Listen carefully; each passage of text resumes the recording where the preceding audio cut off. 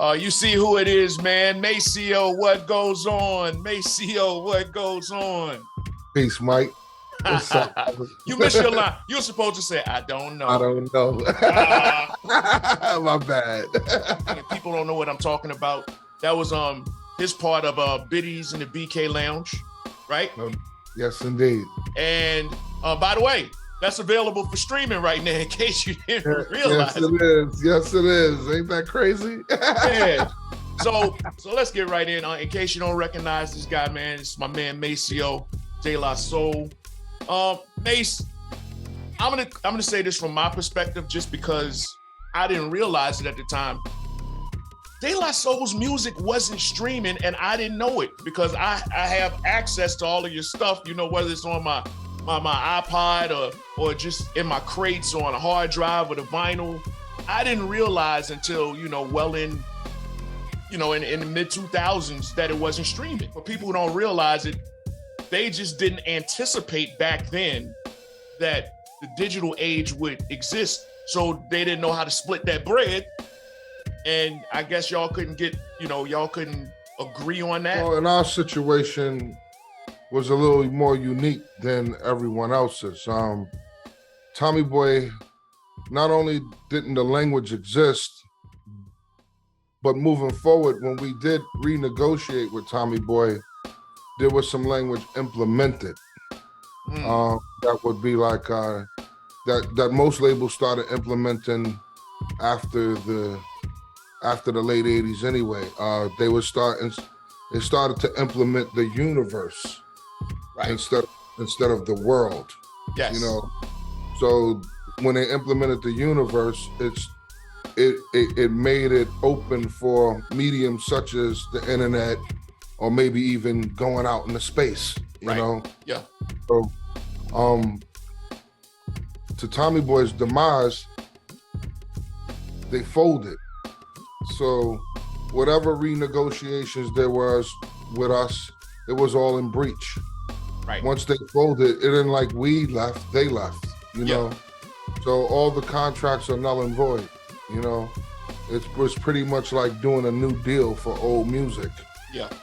So Tom Silverman at the time was trying to revert back to a very old contract that wasn't even the contract that we even renegotiated on, Yeah.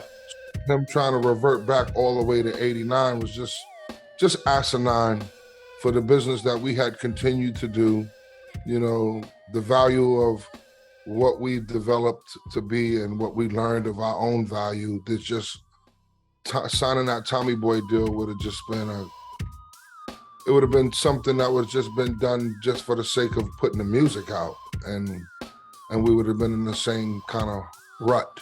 It would have literally been like a cotton picking contract. Pretty much. Yeah. I mean, and it would have been on my own recognizance. You get me once, you can't get me twice. Right. You know what I mean? And even in the first time, I can't even say it was a bad deal. It was a great deal based on my situation. Yes. It was also a great deal based on the era that we was in, and what was also considered market value at that time. Because I can't sit here and say Tommy Boy was the only one giving out these contracts, We want to throw them under the bus, but pretty much that was just like real estate. It was the market. It was industry standard. That's the terminology right there. Yes. So, and at some point, we superseded the industry standard. It was no longer standard. All right, and let's get into that. I remember I was at the University of Richmond doing my mix show. I remember it like it was yesterday. I'd actually had a good rapport with the promo people at Tommy Boy. Shout out to Albie Ragusa. No doubt, Albie. And I remember when he sent a cassette, and it was your first album on cassette. I had no idea what it was, and it was the weirdest thing that I ever heard in my life that I listened to until, like, if you don't remember cassette, you used to be able to rub the words off of it from putting it in and out of the deck so much. I didn't even need the words on it because I had memorized it and I ran it to death. I took it to the record store and I was like, yo, have y'all heard this? And the record store didn't have it at the time. And they were like, what is this? And I De La Soul. And let's go back to that. Let's go back to the that first album or right before it came out. What was it that made you? And if you feel comfortable speaking for the group, what was it that made you say, you know what? I want to do music, as a living. I can't say it was about doing music for a living. It was about doing music because we loved it. At that time, it didn't seem like music really presented any economic opportunity, but there was this thing happening. Here it is, we didn't have a name for it yet. Hip hop, and it was happening, behind DJing, b-boying, breakdancing, writing graffiti, lacing up your sneakers a certain way, even down to watching karate flicks. All of that played a big part of this developing culture, getting 360 waves in your hair and all that, all these different facets that played a significant part of the culture that was like very exciting. The energy that was brewing, especially for my era in particular.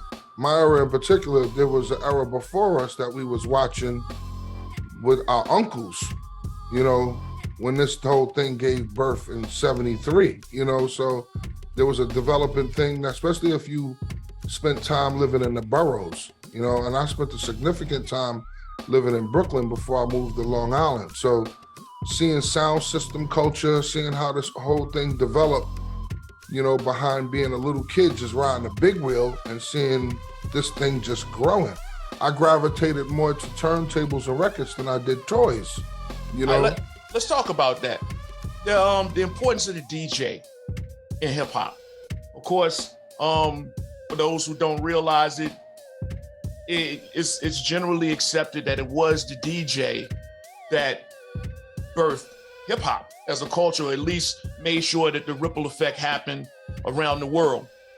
What was it that made you say, It started with Kool Herc, documented. Yes. It started with Kool Herc, first party of Cedric Casita up in the Bronx. So obviously the DJ was the first MC, and the DJ come from Jamaica, you know what I'm saying? And Jamaican culture, the DJ is actually the MC, until it transcended to that one guy that would come up, or one girl that would come up and have a book full of poetry, or a mind, memorized full of poetry, that person, that poet then turned into what we call the MC. Mm-hmm. The MC has always been the master of ceremony, but then it became the poet, right. Instead of being the one who's talking about throw your hands in the air, doing all the crowd participation stuff, it became someone who had stories to tell, had a bravado to talk nonsense to the other MCs. The gift of gab. Yeah, the gift of gab, yeah, I mean, from the art of playing the dozens, So it all came next to poetry and rhythm, and rocking next to the DJ, who was the one-man band of this thing called hip hop. Who was it, or was it a thing, a time, or a person that got you into hip hop?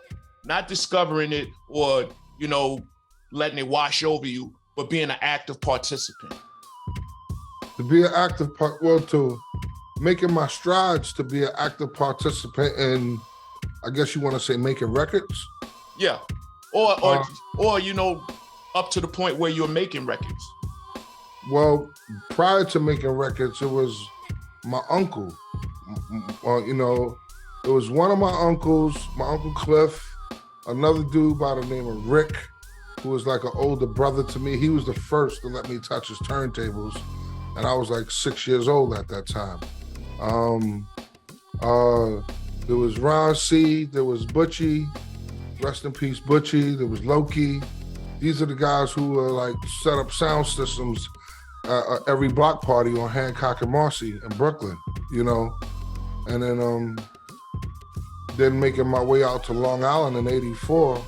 But before moving to Long Island, what gave me the inspiration to want to go to the studio and start making records was the song It's Yours by Tila Rock and Jazzy J. That was the record that set it off for me to say I want to make records now. Prior to that, it was all about just kind of preparing for your neighborhood party or block party or something like that, or getting up around your friends and just saying who could really be clever with the freestyle and who could really be clever with writing, tagging their name, anything that had anything to do with hip hop. It was all about trying to one up your friend. Right. All right, speaking of hip hop, De La Soul, you, Paz, rest in peace, Dave. What was that moment where you realized, yo, people rock with us, man? The moment finding out people rock with us, well, we had a unique situation getting a record deal. We realized people were rocking with us when it was multiple offers for the single. It was multiple offers for the single, so that was a little nerve-wracking. What single was that? Single was Plug Tuning and Freedom of Speak with Strictly Dan Stuckey as one of our first skits. And that was an opportunity that was overwhelming because it wasn't like everyone else. It wasn't like we got turned down. We had a couple of offers on the table, which was like, wow, you know. But I believe it definitely had a lot to do with the record. I guess Prince Paul's involvement, obviously, and also Daddy-O from Stet, who played a significant part in shopping the demo, because he was on fire, no pun intended, because they do have an album called On Fire. On Tommy Boy. Yeah, on Tommy Boy at that. But Daddy-O at the time, he had produced Milk and Giz. He had a few records out there, something with MC Lyte. He had a few. He had some production out there aside of what he was doing with Stet, you know. So his name rung out throughout the industry. So he helped Paul shop the demo, and we had a couple of options, and we ended up going with Tommy Boy for obvious reasons. You know, Prince Paul was there. It seemed like it was a bit of protection there, you know. Right. Also, some familiarity. Yeah, absolutely. And then there was something about Monica Lynch. Yeah. That was warm welcoming as well. You know, she really embraced us from day one, you know. And then Dante Ross, he got the job around the same time. So it was a fresh beginning for everyone. I think Monica, even at the time, became the president, and she wasn't the president that long. You know, right. She maybe been the president maybe 2-3 years. I have to tell you, my favorite promotional item ever. Y'all put out hey, ring, ring, ring, and you did customized answering machine messages. Yo, dude, I was that guy. I never answered my phone just so that it would ring and they would hear y'all shout me out on my answering machine. And they'll start leaving the messages. The young kids don't understand the concept of answering machines from back in the day with the cassette. Right. I think I ran that until it popped. They know voicemail. Yes. All right. So let's get to the De La catalog, man. I know all these songs in my head. Yes. But until you sit back and turn around and look, you don't realize the volume of records that De La put out. As a matter of fact, I'm gonna tell you this, I was mad.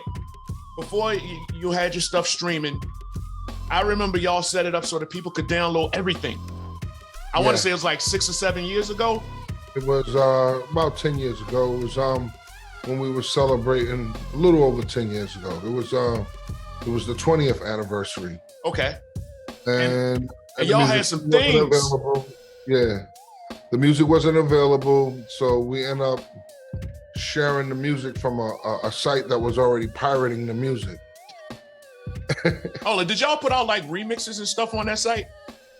It was remixes that we've done, and they somehow whoever put that together, because it was a Russian site. It was something out of Russia. Somebody over there had to be a really huge fan. Right. And they plucked everything. They got a hold of everything. And so do you still have all of that stuff? Most of it. Okay, cool. At the end of this, I'm gonna make sure you get my email. I'm buying it from you. You laughing at me, bro. Don't do that. I'm dead ass serious. Look, I needed a lot of it because during the pandemic. We get ready to put out a lot of that stuff with Reservoir. Okay. Remixes and all that.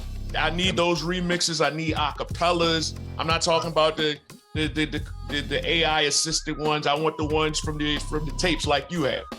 All right. And I heard you were rocking a lot of them because during the pandemic, you actually help a lot of people get through that with your Twitch, with Dugout.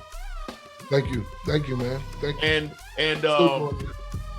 And like for people who don't know, it was always a vibe. Like it's like, oh, he's just playing hip hop. I turned on one time. I'm like, wait a minute, this is a slow jam show, and I'm rocking with it. This is, like whatever mood you're in. That's what you do. Yeah, absolutely. It's the true art of DJing, in my opinion, my strongest opinion. I mean, the true art of DJing is the element of surprise. It's right. not taking any requests. It's playing your vibe as a DJ, your mood as a DJ, and feeding the people what they actually need, Yes. Twitch, here it is. I have been streaming online well before Twitch. Right.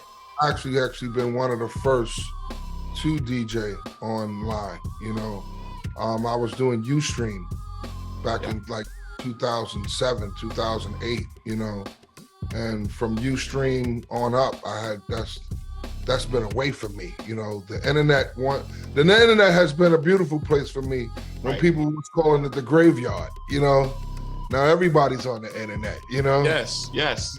So, but I've been a part of the internet world since dial-up, man. So I'm not foreign to this at all. It's been like home for me. I see the beauty in it all.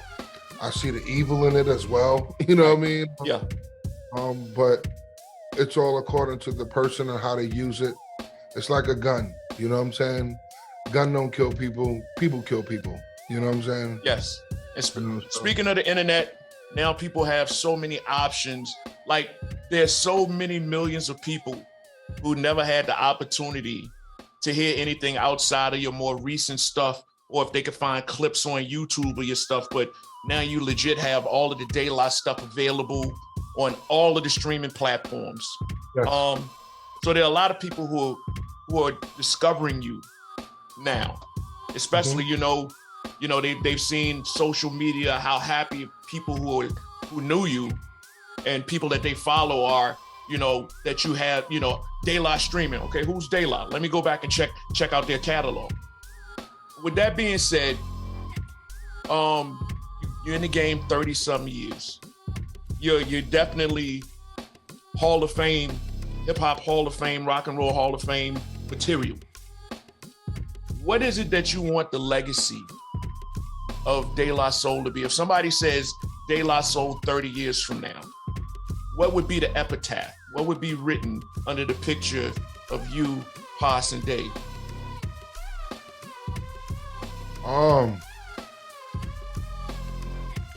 Three guys that did it their way.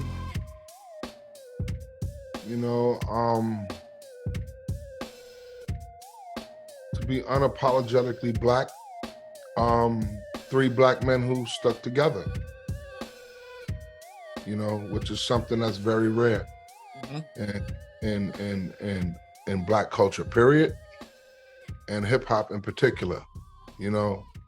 Our common goal was to be a group, and it stayed that way, and it's going to continue to be that way until there's one last living member. Okay, that's fair. That's fair. That's a good place to end it right there, man. It's a good place to end it. Man, Mace, I appreciate you taking time out of your day to chat with us. No doubt. Likewise, brother. I appreciate you, your love, your support.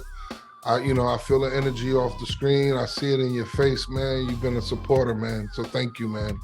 If I could get one thing. Thank you for letting your audience, know the scoop about us. Appreciate that. Absolutely. By the way, you had a story you never told before? There's a lot of them. I'm sure there is. I can't even really pluck one right now. Okay, a lot of them are awfully provocative. Okay, how about this? One that I wondered about. I know you have to go. One that I always wondered about. There was a skit on one of the records about you getting jumped across seas. Yeah, the art of getting jumped. It's a really true story. I got jumped by a Turkish gang out in Germany somewhere. I want to say it was either Frankfurt or Hamburg. We had an off day at some club that normally everybody would go to on their off day.